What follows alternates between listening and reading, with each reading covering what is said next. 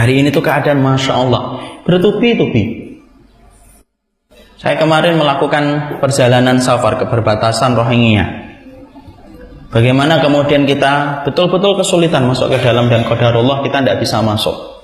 NGO kemanusiaan yang berkumpul di Malaysia ingin melakukan safar ke Rohingya, tidak mampu masuk. Tahukah kita bahwasanya Masya Allah kita akhirnya bertemu dengan para pengungsi Myanmar yang bertahan di kota Malaysia, ya. Di situ kita melihat Masya Allah, Syam ini, Suriah saja belum selesai mereka menangis, belum selesai mereka merasakan beratnya perjalanan hidup mereka ini, belum selesai. Ini Rohingya sudah kemudian merintih. Dan ternyata Rohingya itu kasusnya ini agak unik dibandingkan dengan Suriah. Kenapa? Suriah masih banyak diuntungkan dengan berbagai macam kelebihan yang Allah berikan. Apa? Daya magnetnya besar. Karena banyak orang yang siap datang ke Suriah. Kenapa? Itu adalah tanah yang diberkahi oleh Allah. Tanah yang akan menjadi tempat kumpulnya pasukan Imam Mahdi. Dan tanah yang akan menjadi tempat turunnya Nabi Isa alaihi salam. Dan tempat tonggak terakhir kemenangan itu terjadi di daerah Syam. Akhirnya magnetnya itu besar. Orang itu berbondong-bondong datang ke Suriah. Tapi beda dengan Rohingya. Rohingya itu tidak memiliki keberkahan tempat sebagaimana keberkahan tempat yang dimiliki oleh Suriah. Dan tahukah kita Masya Allah, ternyata Rohingya, ya, itu betul-betul beliau itu terkepung. Mereka itu terkepung. Kita bisa bayangkan Pak, bagaimana sebuah wilayah kecil dihuni sekitar 2 sampai kemudian beberapa ratus ribu, di mana mereka tidak bisa keluar. Berbagai macam lapisan-lapisan kemudian memblok mereka, tidak bisa keluar. Jalan keluar mereka itu cuma satu, yaitu adalah melewati lautan. Dan melewati lautan pun mereka tidak punya persediaan apa-apa. Jadi kalau kemudian kita sering melihat gambar, ada seorang laki-laki yang dibakar hidup-hidup di masjid, kemudian diambil, kemudian anak-anaknya dipotong-potong dagingnya. Kita bertemu dengan para pengungsi dan berkata, semua gambar itu bukan gambar editan, itu memang asli. Jadi saya punya gambar-gambar yang saya masih khawatir ini gambar hoak atau enggak, editan atau enggak. Saya perlihatkan kepada mereka ini. Mereka mengatakan semuanya itu betul. Dan semuanya terjadi, Masya Allah. Dan ternyata kita hanya ingin memberikan bantuan kemanusiaan saja begitu sulit masuk.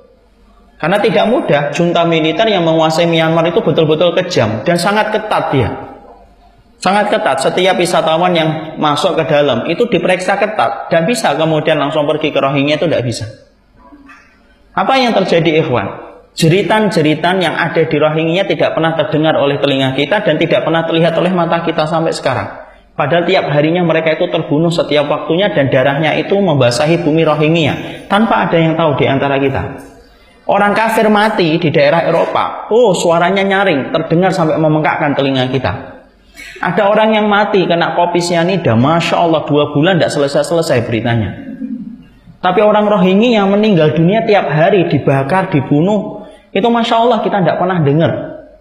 Seakan-akan untuk menunjukkan kepada kita, Masya Allah ada apa dengan harga kaum muslimin sampai begitu murahnya, sampai kemudian kita pun tidak bisa melakukan apa-apa. Ya, jadi Masya Allah memberikan bantuan pun tidak bisa. Jadi setiap ada kemudian NGO kemanusiaan yang ingin masuk ke dalam itu selalu ditutup. Kalaupun terpaksa ketika dia mendapatkan tekanan, maka terpaksa dibuka. Antum tahu sebelum dibukanya itu semua masyarakat Rohingya sudah ditakut-takuti dengan ancaman pistol dan senjata. Jangan sampai ada yang bicara apapun. Kalau sampai ada yang bicara ditembak. Nanti kemudian langsung dibakar. Jadi kemudian ketika ada lembaga kemanusiaan, hak asasi manusia yang masuk, tanya. Dan setiap bertanya, mereka menjawab tidak apa-apa. Kenapa? Itu di bawah ancaman. Pergi, bantuan ditinggalkan, bantuan diambil oleh junta militer. Disisakan sedikit untuk rebutan bagi mereka. Masya Allah.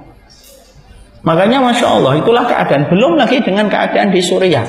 Aleppo hari ini, Masya Allah, sampai kemudian kita mendapati ada salah satu kaum muslimin yang meminta fatwa, boleh nggak kami membunuh istri kami kalau kami khawatir bahwasanya nanti dijadikan tawanan dan dijadikan pelampiasan syahwat. Insya Allah sampai meminta fatwa sedemikian.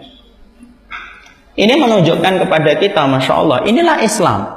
Kalau kemudian kita hanya mengambil gharibnya, yaitu adalah gharib yang pertama sebagaimana yang disebutkan oleh Imam Ibnu Rajab Al-Hambali, dosa besar kita di hadapan Allah. Karena apa? Karena sesungguhnya kita sengaja untuk memutar mata, sengaja untuk menutup mata, dan sengaja untuk menutup telinga, dan tidak peduli tentang apa yang terjadi di antara kita dan kaum muslimin. Makanya pilihan kita, prinsip hidup kita itu, kata Imam Ibnu Rajab, kalau boleh menukil apa yang disampaikan oleh Imam Ibnu Rajab, jangan jadi yang pertama gitu loh.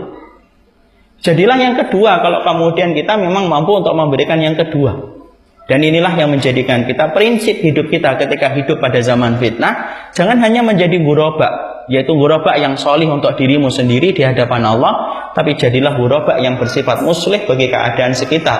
Karena banyak sekali yang memerlukan bantuan kita dan memerlukan keikutsertaan kita ketika membantu agama Allah supaya tegak di atas muka bumi.